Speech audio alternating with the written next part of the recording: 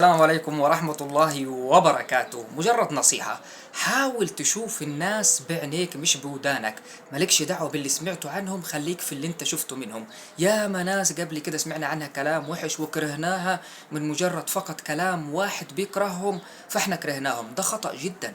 انا عامل الانسان باللي اشوفه مني، مش مشكلتي ان فلان بيكره علان فجاي يشوه صورته فاقوم انا بقى مسامع له وانا هكره. وياما قبل كده اكتشفنا في النهاية ان الانسان اللي انت بتشوه سمعته افضل واحسن منك 100 مرة، وافضل واحسن من اللي شوه سمعته.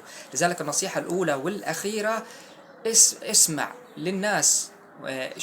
شوف الناس بعينيك وليس بأذنيك. ليه؟ لأن أنا في الأول والآخر أنا ليا بالتعامل اللي ما بيني وبينك، ماليش دعوة بينك وبين فلان وبينك وبين علان كما قلت. وليس من الرجولة ولا من سمات الإسلام إن أنت تشوه سمعة واحد عشان فقط أنت اختلفت معه.